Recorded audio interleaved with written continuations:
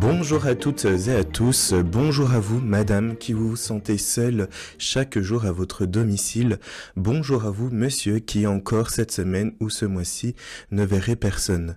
Si vous m'entendez ou vous me voyez ou que vous habitiez, n'hésitez pas à contacter les petits frères des pauvres au 03 81 58 38 39 pour en discuter.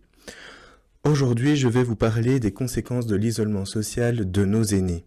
En France, en 2021, 2 millions de personnes âgées isolées de plus de 60 ans sont isolées et seules à domicile. 530 000 personnes sont en situation de mort sociale. Ces personnes ne voient personne de l'année, rendez-vous compte. C'est comme si tous les habitants du Doubs, nous étions seuls individuellement chez nous sans voir personne continuellement. Il y a quelques jours, les petits frères des pauvres ont sorti les chiffres de la mort solitaire des personnes âgées. Le bilan est glaçant.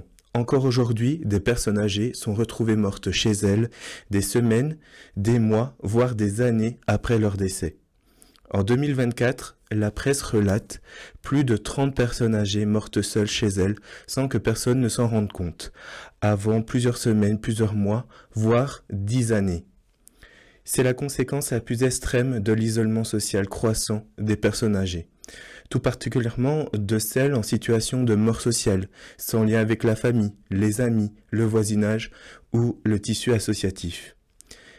Mesdames, messieurs, si vous êtes dans cette situation d'isolement, si vous souffrez de solitude, contactez-nous. Un bénévole peut venir vous rendre visite régulièrement et même sortir avec vous.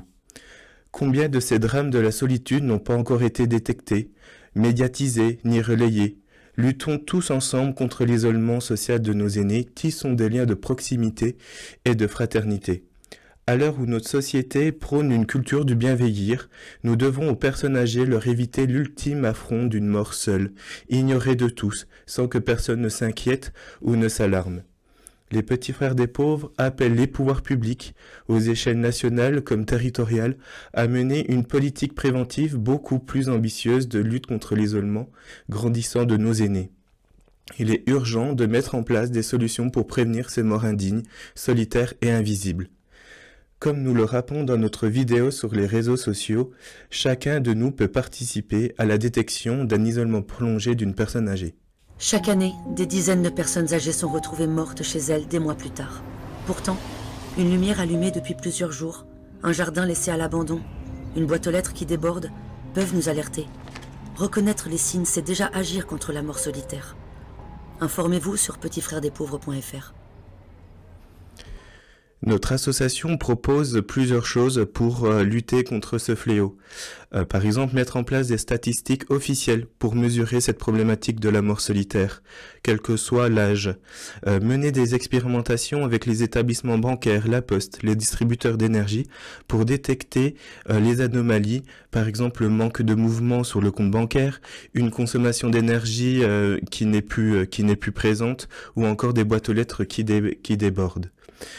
Aussi, nous proposons de mieux identifier les personnes âgées isolées grâce à un renforcement de la coordination des acteurs de territoire entre les services sociaux, les professionnels de santé, médico-sociales ou encore les commerçants et les artisans. Et surtout, nous appelons tous les citoyens à renforcer leur solidarité de voisinage. Les bénévoles des Petits Frères des Pauvres du Pays de Montbéliard, de Besançon, du Haut-Doubs, de Haute-Saône et du Jura sont à votre disposition si vous souhaitez avoir des visites régulières à votre domicile. Contactez-nous au 03 81 58 38 39.